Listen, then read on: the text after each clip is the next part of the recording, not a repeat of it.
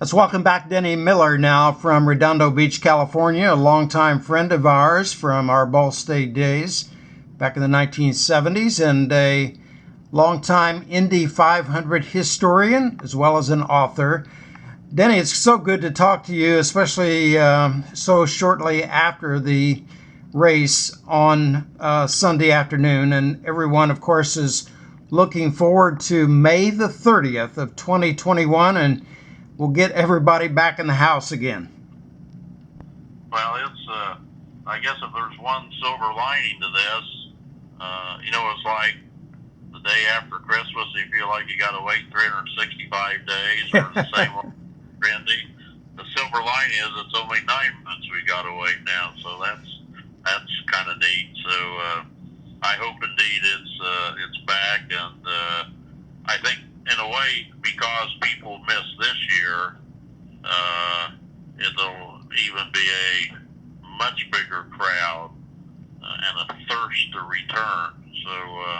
Yeah, there were mentions of that in the local media today. It's regarding what kind of a turnout we'll see next year. Let's talk a little bit about the crop of rookies this year. I thought they did a terrific job.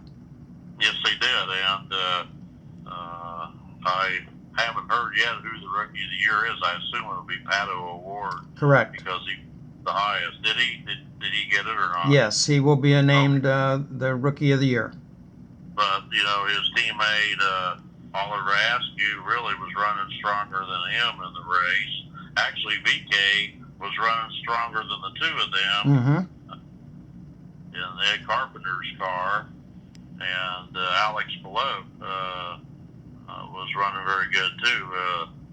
Pillow and VK started ahead of Award and Askew, and you got to look back to 1965 with that. Well, I doubt the greatest rookie class ever with Mario Andretti, Al Unser, Gordon Johncock, Joe Leonard. Billy Foster was a member of that as well, and he got killed at Riverside in January of '67. But maybe in time, this class will be regarded comparable if they string together several wins. Plus, following off of last year's rookie crop of Colt Herta and Santina Ferrucci and Billy Rosenquist, you got 7 pretty good race car drivers. Rosenquist is 27, 28. He's the gray beard of the bunch. So. Yeah, and they started mentioning the time that Askew was running up front. He could have been the youngest Indy 500 winner dating back to what? Troy Ruttman? Yeah, Troy Ruttman was 22 years old when he won in 1952. Well, 2 or 3 of them still have a shot at breaking Ruttman's record yet. Colt Herta was 21 now, so he still might have a chance by next year to do that as well. Well, everybody also is talking so much, not only this past race week, about Marco Andretti and his unfortunate case of not being able to grab the lead on lap number 1, but it just seems like bad luck for him. But I know that you wanted to talk about the same subject I wanted to talk about, and that was on that parade lap, seeing the Marco Andretti behind Grandpa and Dad. That I've had few, thrills probably more at Indy than that. I have such great respect for Mario Andretti and what a thrill that had to have been because the pole sitter leads the field down, and that was his grandson Marco. 33 years later, after he won his third pole in 1987. Yep. And Marco was just 2 months old when he accomplished that feat. And then Michael, who never did set on the pole and never did win, and arguably one of the best of the two between him and Rex Mays, who was the greatest non-winner. And then for Mario to drive it.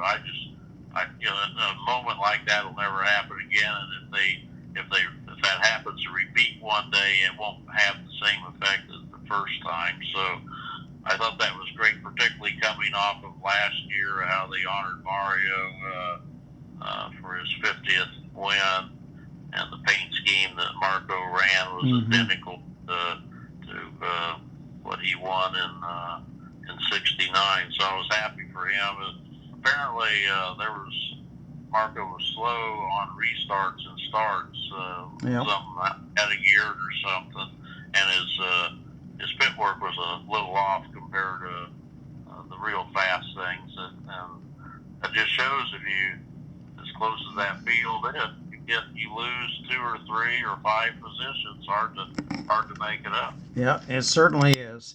Denny, before we go any further, I know that at least I want to talk about it, and that is the fact that you've been working on a new book for quite some time now, and I think we're getting closer and closer now to publication. Give us a little roundup about it. Sure, be glad to. And it's turned out to be a real exciting project. The title of the book is The Eddie Rickenbacker Era, from 1927 to 1945. And there's been like 4 or 5 books written on Rickenbacker, but they tend to be his military accomplishments. This is a hardcore Indy500 book. The historians like a Donald Davidson or myself, I think, will like it too, because there's some comparative statistical stuff that I like reading about, like when you make a comparison of who sets on the pole and who started second and the difference in time. So there's that built in. But it really, I think, will be the definitive book on that era. And it was an era that, even though I knew a lot about it, I learned a lot more, and it's really intriguing, and it definitely cemented in my brain that Rex Mays is the greatest race car driver ever at Indy that didn't win. And I used to that he and Ted Horn were pretty much equal. They're not, in my opinion. And Horn certainly could have won Indy, but he was not as good as Rex Mays at Indy. Of course, it was the era of Laurie Rose, Wilbur Shaw, Louis Meyer. And one of the neat things about this is I got to know Sonny Meyer, who unfortunately passed away a few months ago, and Bill Shaw, Wilbur's son's a good friend, and I got to meet and become pretty good friends with Maury Rose Jr. So and Rex Mays Jr. too. It's been a lot of fun on that. But it's an in-depth look at the Indy 500 from 1928 through 1941, those races. And then I even do a kind of a somewhat chronicled account of Kelly Vitello's legal problems. Unfortunately, his life spiraled downward toward the end of the book as well. So hardcore racing fans, and this will be, I don't know if I ought to tell it. I'll give you the scoop on it. There will be no photos in this book, just because of the coronavirus and dealing with people who had collections to be able to go through there. Yeah. But I, at a Penske type expense, at least for my bank book, hired Hector Cadamatore, who's the noted Argentinian racing artist who did the cover of the Rex Mays book, did the cover of the front back cover of mine, and there are 32 full-page, very detailed artist drawings that he did of some of the legends and winners in this book. So, and we're also I'm going to be making those into 8x10 on heavy stock print.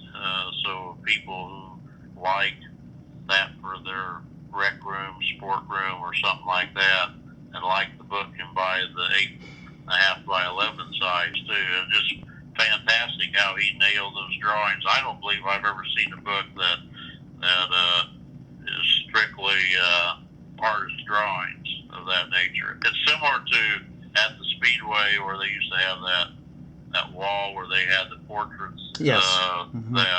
that someone had done. Hector's work is every bit as good as those. They'll be in this book. So there's your scoop. There you go. Commissioner on that. It is at the publisher now. I have not gotten the first galley back. I'm excited about that. And probably will promote it for Christmas sales. And then for those who want to have me as a guest speaker next May, Service Clubs, Rotary Kiwanis, Lions, I'll be doing that similar to like I did when the Eddie Sachs book first came out. Denny, we are short of time here, but I certainly want to thank you for spending time with me, and I'm sorry that we weren't able to put our heads together, but 2021 is just around the corner. Well, I always do that. It's kind of like Swallows and Capistrano talking to McClure on some racing Indy500 related topic. Let's keep the streak going many more years. It never gets old, Denny. It never gets old. Well, thank you for having me on, and I hope lots and lots and lots of people return next year to say a thanks to Roger Penske. All right, sir. Thank you, and we'll talk again.